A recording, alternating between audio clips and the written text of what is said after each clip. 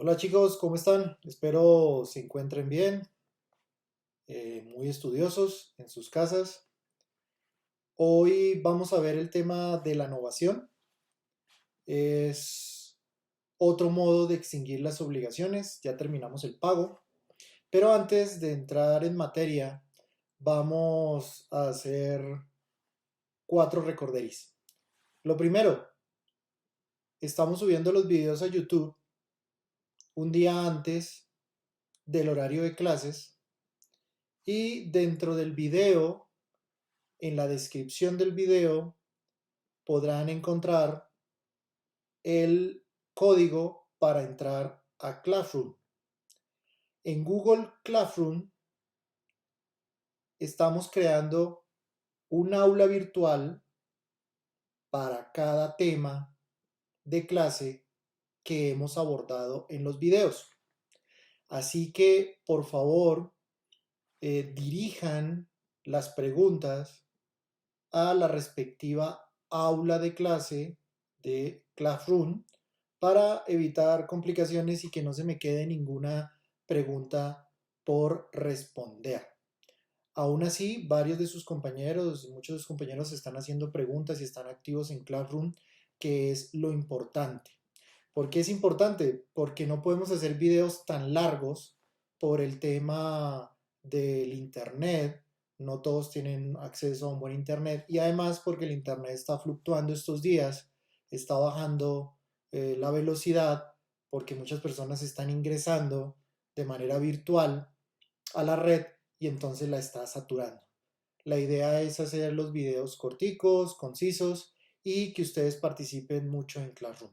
Tenemos que también estamos enviando el link de los videos y de los códigos de Classroom por el correo institucional de cada uno de ustedes. Así que estén pendientes en el correo institucional para recibir los links, los enlaces y que estemos al día en los temas. Dentro también de YouTube, suscríbanse al canal donde estamos subiendo las clases y activen la campanita para que le llegue las notificaciones apenas se suba el video y pues que también estén informados. Gracias a los representantes de curso que están muy pendientes y mandando también la información que enviamos por el correo institucional al grupo de WhatsApp que creamos desde el primer día de clases. Entonces, muchas gracias también a los representantes de curso por estar muy pendientes y apoyarnos en estas clases virtuales que estamos realizando. Vuelvo y repito, hagan las preguntas en Classroom, hemos respondido todas, muchos compañeros de ustedes están muy activos, los felicito por eso. La innovación. La innovación, como lo acabamos de mencionar, es un modo de extinguir las obligaciones. Es un modo de extinguir las obligaciones clásico que proviene del derecho romano. De ahí que encontramos el tema de la innovación desde el punto de vista doctrinal en el texto de Fernando Inestrosa, página 705 de la primera edición. Y lo encontramos heredado, ese tema de la innovación, en nuestro Código Civil a partir del artículo 1687 que trata el tema de la innovación en nuestro Código Civil. Vuelvo, insisto, Código Civil. Ahora, ¿qué es la innovación? La innovación no solamente es un modo de extinguir la obligación, sino que la innovación tiene una función mixta. ¿Qué significa que tenga una función mixta? De que además de extinguir la obligación, crea obligaciones. Entonces nos encontramos con una figura muy útil que hoy se encuentra vigente y es utilizada a pesar de que es una figura muy antigua de herencia romanista. Así pues, podemos decir entonces que la novación es un acto jurídico en principio. Es un acto jurídico en donde se extingue una obligación por causa de otra obligación que es creada por las partes. ¿Esto qué significa? Que las partes crean una nueva obligación con el fin de extinguir una obligación antigua, original o primigenia. Así digamos, que nos da la noción el artículo 1687 del Código Civil. Aquí es importante resaltar lo siguiente. La doctrina está dividida en determinar si la novación es un acto jurídico, que obviamente lo es, o un contrato, una convención o un negocio jurídico. ¿Por qué decimos esto? Porque si bien el artículo 1687 no nos dice si la novación es un contrato o no, resulta que en el artículo 1689, que nos habla de la validez de la novación, nos habla de que la novación, o nos expone que la novación es un contrato. Pero aquí tenemos que hacer la siguiente precisión. El contrato solamente crea obligaciones, pero resulta que la novación crea y extingue. O sea que puede estar en la categoría de que la novación es una convención, porque la principal característica de la convención, o una de las principales características, es que crea y extingue obligaciones la convención.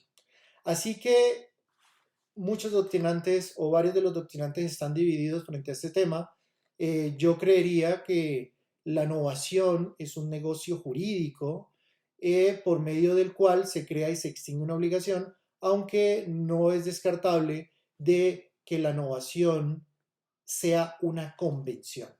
Más adelante lo vamos a ver porque realmente la novación es una convención, además de que porque crea y extingue obligaciones. Entonces, principal característica de la novación, tiene una función mixta. ¿En qué se traduce esto? En la transfusio atque traslatio, ¿cierto? Tiene esa doble función tal como lo reseña la doctrina. Ahora, nos encontramos con las clases de novación. Las clases de novación técnicamente son tres. Tenemos, por una parte, la novación subjetiva, la cual se clasifica en dos: la novación subjetiva activa y la novación subjetiva pasiva. ¿Cuál es la novación subjetiva activa? Pues es cuando las partes en la nueva obligación que busca extinguir la antigua reemplazan al acreedor, al sujeto activo de la obligación, por otro nuevo. Es decir, se cambia el acreedor por otro. ¿Cuál es la novación subjetiva pasiva? Aquella en donde se reemplaza en esa nueva obligación que va a extinguir la obligación primitiva o primigenia al deudor. Las partes determinan o acuerdan cambiar al sujeto pasivo de la obligación. ¿Y cuál entonces es la novación objetiva, que es la tercera clase de novación o el tercer tipo de novación, que es cuando las dos partes se mantiene el acreedor, se mantiene el deudor, pero se cambia o se reemplaza el objeto o la prestación en la obligación? Las partes deciden en esa nueva obligación cambiar el objeto o la prestación con el fin de extinguir a través de esa nueva obligación, volvemos a repetir, la obligación antigua o primitiva.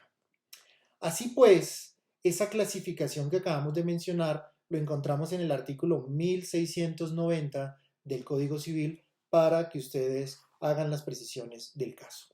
Ahora, ¿cuáles son los requisitos de la novación?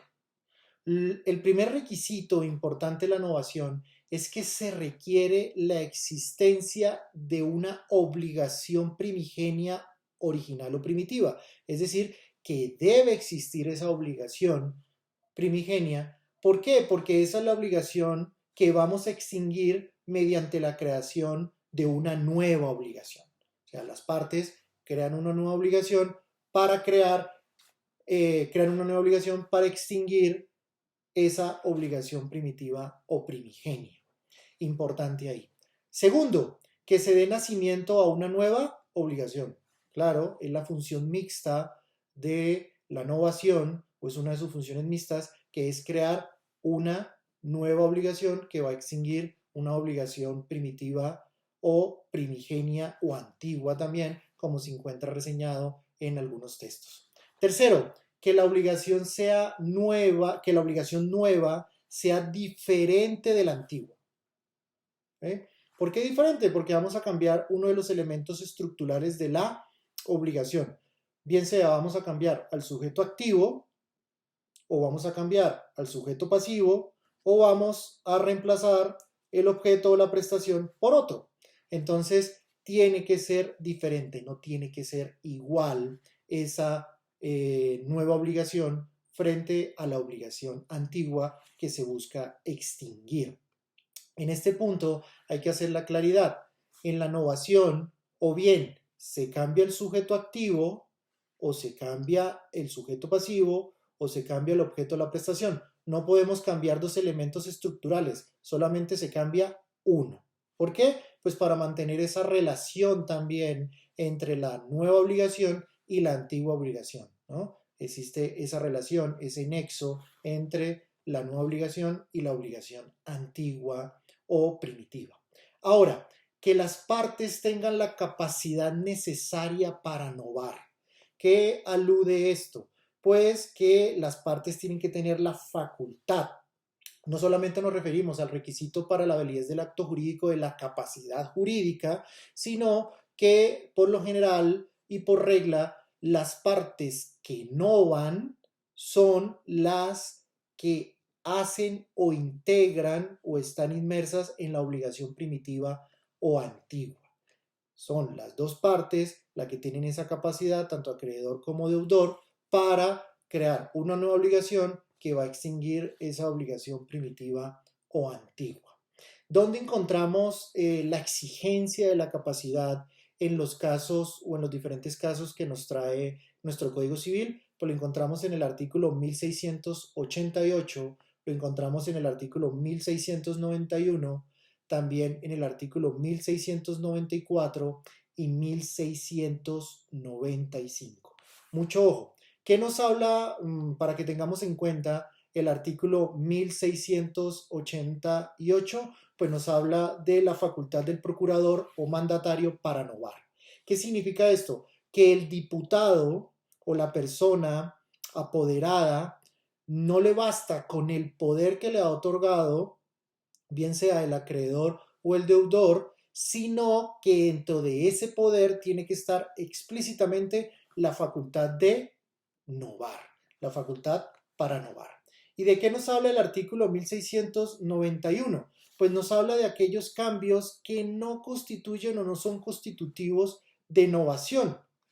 La simple diputación o el simple hecho de otorgar un poder, un mandato a una persona, no implica que se está novando. Y por lo tanto, pues el simple hecho de que una persona pague a nombre de otra o reciba el pago a nombre de otra, pues no implica que se está novando.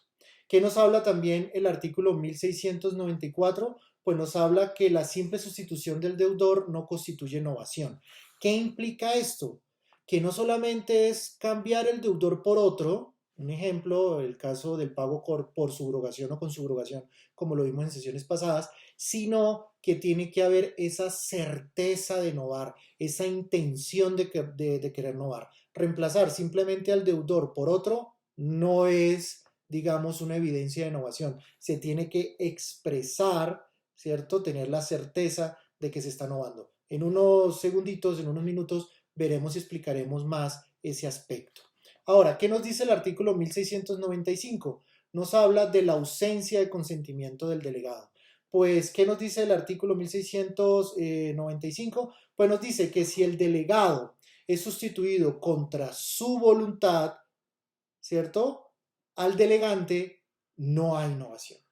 Entonces, fíjese que aquí, en estos casos que nos trae los artículos del Código Civil, la importancia de tener la capacidad para novar, para realizar la novación.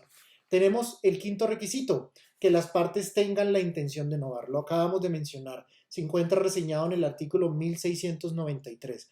¿En eso qué se traduce? En el animus novandi. ¿Qué es el animus novandi? Expresar la intención de las partes de novar.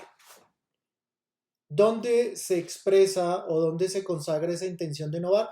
Pues ahí, en el título del acto jurídico o en el título ahí del negocio jurídico en el documento, se puede colocar novación, o en el cuerpo también del documento o del acto jurídico se coloca de que las partes celebran el presente acto jurídico con la intención y con la certeza o con la certeza de novar, de querer novar. ¿Eso qué se va a entender? Pues que se está creando una nueva obligación con el fin de extinguir una obligación antigua, una obligación primigenia. Ahora, ¿cuáles son los efectos de la novación? El primer efecto de la novación, que si el deudor en la obligación primigenia o en la obligación antigua estaba en mora, en la nueva obligación deja de estar en mora. Ya no estará en mora el deudor. Ojo con esto, también un aspecto muy importante, porque cuando uno va a novar, ya después no puede alegar de que el deudor estaba en mora. Pues sí, estaba en mora, pero ya en la nueva obligación no está en mora. Ahora, segundo, el plazo de prescripción se extingue y empieza a correr otro nuevo plazo con la nueva obligación. Muy importante también esto. Los plazos que anteriormente estaban consagrados en la obligación primitiva o antigua ya no valdrán, y en la nueva obligación pues nacerá un plazo nuevo que obviamente anulará ese conteo hacia la prescripción. Ya no estará. ¿Dónde encontramos reseñado esto? En el artículo 1708 del Código Civil. Bien, ¿cuál es el tercer efecto de la novación? El tercer efecto es un efecto también muy importante. No hay ninguna responsabilidad con la nueva obligación.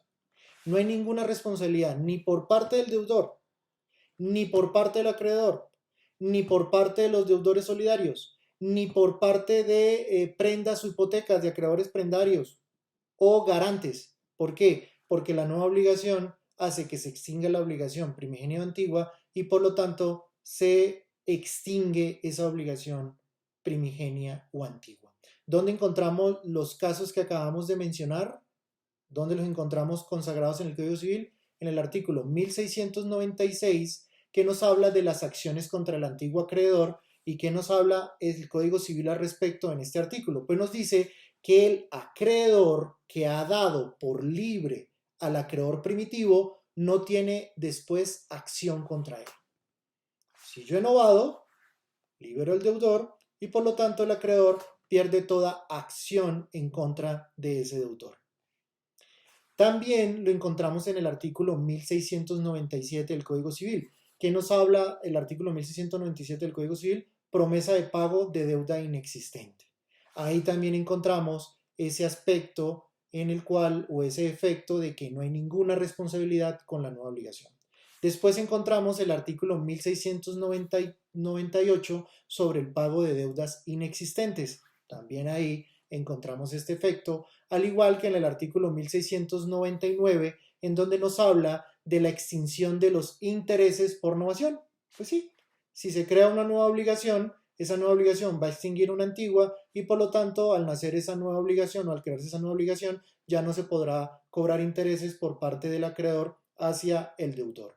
Y encontramos en el artículo 1706 también que nos habla sobre la cláusula penal de la nueva obligación. Entonces, mucho ojo, leen los artículos, cualquier duda que tengan, por favor me la dirigen ahí a la aula virtual del Classroom sobre novación. Ahora, el cuarto efecto, se extingue la prenda y la hipoteca que estaban con la primera obligación. Si la primera obligación soportaba prendas o hipotecas, la nueva obligación va a extinguir esa obligación antigua y primitiva y por lo tanto los garantes hipotecarios, las prendas y las hipotecas o los garantes prendarios se liberan automáticamente. Entonces, pues obviamente no van a ser afectados dentro de la nueva obligación o no van a estar ahí presentes en la nueva obligación las prendas y las hipotecas que se encuentren o se hayan celebrado en esa obligación antigua o primitiva o primigenia. ¿Dónde encontramos reseñado este efecto? En el artículo 1701, que nos habla sobre el efecto de la novación sobre las garantías, en el artículo 1702, que nos habla sobre la ineficacia de las reservas en la novación por el nuevo deudor, y en el artículo 1703, que nos habla sobre la renovación de las garantías. Entonces encontramos ese efecto, el efecto cuarto, en esos 3 artículos del Código Civil. El quinto efecto, ¿cuál es el quinto efecto? Que la novación libera a los codeudores solidarios que no hayan accedido a la nueva obligación. Si los codeudores solidarios deciden no hacer parte en la nueva obligación, pues obvio que el acreedor no los puede obligar y por lo tanto, por efecto de la novación, se extingue la obligación antigua y esos codeudores solidarios quedan automáticamente liberados. Palabras más, palabras menos, se rompe la solidaridad. ¿Dónde encontramos este caso o este efecto? ¿En qué artículos? En el artículo 1704, en el artículo 1705 y en el artículo 1710, que nos habla sobre la novación condicional. Ojo con esto, que son 3 casos en los cuales se encuentran reseñados en estos 3 artículos, en donde la novación libera a los codeudores solidarios que no hayan accedido a la nueva obligación. Ahora, formalidades. ¿Qué nos habla la doctrina acerca de las formalidades? Pues lo primero es que en la novación no se exige ninguna formalidad. ¿Por qué no se exige ninguna formalidad? Porque la novación es un acto enteramente consensual. Es un acto en donde tanto el deudor como el acreedor o las partes que integran la obligación deciden por voluntad de ellos, por acuerdo de voluntades, crear una obligación para extinguir una antigua, para extinguir una obligación primigenia. Es decir, que basta solamente la voluntad del acreedor de liberar de la obligación al deudor, de liberarlo, ¿no? De liberarlo de esa responsabilidad de pago al deudor, aceptando en su lugar el acreedor la nueva obligación. Un acuerdo entre las partes. Ojo, muy importante, en donde, vuelvo y repito, la novación no exige o requiere formalidades. Por otra parte, también es importante reseñar que la novación es un acto que por regla general se celebra sin solemnidades. No se exigen formalidades ni tampoco solemnidades. Dicho en otras palabras, que el consentimiento se expresa de manera libre o espontánea y si llega a haber cierta formalidad, ese consentimiento, si llega a haber o las partes, digamos, que pactan una formalidad de que ese acto jurídico llegue a ser por escrito, pues en el documento se manifestará la voluntad por escrito. Entonces, vuelvo y repito, la novación está exenta de esas formalidades o de solemnidades. Ahora, ¿qué nos hablan los artículos 1708 y 1709? Los artículos 1708 y 1709 nos dice que cuando se amplía el plazo en la obligación no se está novando. La doctrina nos dice que se estará renovando o prorrogando. Es decir, que cuando yo amplío el plazo no hay innovación. Pero sí se entiende cuando yo modifico ese plazo, cuando yo lo amplío, ¿cierto? Cuando yo cambio ese plazo, sí se entiende que pone fin a las responsabilidades de fiadores y por lo tanto las prendas e hipotecas se extinguen. ¿Ok? Entonces, no hay innovación, pero tenemos estos 2 efectos importantes que encontramos reseñados en el artículo 1708 y en el artículo 1709 del Código Civil. Ahora, el animus novandi. ¿Qué es el ánimo de novar? Pues el ánimo de novar es lo que interpretamos o lo que la doctrina desarrolla a partir del artículo 1693, que es el propósito, la intención firme de las partes, de los acreedores y de los deudores, del acreedor o del deudor, de extinguir la obligación primitiva o primigenia mediante la creación de una nueva obligación. Entonces, muy importante ahí que es casi que parte integral de la naturaleza jurídica o la característica principal dentro de la naturaleza jurídica de la innovación, que es el animus novandi. Si no hay animus novandi, si no se expresa la intención firme, ¿cierto? Y la certeza de innovar, pues no estaremos frente a una innovación, sino que tal vez estaremos frente a otro modo de extinguir las obligaciones. Ahora, sintetizando, ¿cuáles serán entonces los requisitos principalísimos para la innovación? Pues lo primero, la capacidad de las partes. Segundo, el animus novandi. Tercero, la nueva obligación tiene que ser válida y eficaz. ¿Qué implica también esto en síntesis? De que esa nueva obligación tiene que cumplir con los requisitos para la validez del acto jurídico. Ojo, consentimiento, objeto lícito, causa lícita, capacidad jurídica, ¿no?, de las partes que exige la innovación y las solemnidades o las formalidades que en este caso, pues en la innovación no se exigen esas formalidades o esas solemnidades. Ahora, si bien la innovación es una figura clásica, antigua, de herencia romanista, hoy en día, como lo dijimos al principio de este video, se encuentra vigente. ¿Por qué? Porque la innovación tiene una gran ventaja. ¿Cuál es la gran ventaja de la innovación? La economía contractual. ¿Qué implica esto de la economía contractual? Pues que en un solo acto, yo realizo dos actos, que es creo obligación y extingo obligaciones. Así que entonces, desde el punto de vista moderno, tiene una gran ventaja. ¿Por qué? Porque la innovación tiende a ser también fuente de obligaciones. O sea que podemos también estando inclinando, como dijimos también al inicio del video, a que la innovación es una convención. ¿Convención por qué? Porque crea y extingue y es un acto enteramente consensual, ¿cierto? En donde solamente y únicamente intervienen el acuerdo de las voluntades. Bueno, espero que les haya quedado claro el tema de la innovación. Por favor, consulten el texto guía. Vuelvo y repito, cualquier duda que ustedes tengan, por favor, me la dirigen a Classroom. Sean juiciosos, estén en sus casas. Los felicito, la mayoría están muy pilos participando ahí en Classroom. Y va a estar aquí, vuelvo y repito, en la descripción del video el código para que ingresen a Classroom, al aula virtual de la innovación. Ahí en esa aula virtual de la innovación, porfa, me escriben las preguntas y vamos a desarrollar las preguntas respectivas. Para la próxima clase, ojo, estamos subiendo un taller de la innovación para que ustedes lo desarrollen y conjuntamente nosotros ahí en Classroom en estos días vamos a estar desarrollando y ampliando cualquier duda o absolviendo cualquier pregunta que ustedes tengan. Muy bien, chao, chao, juiciosos, cuídense, hasta luego.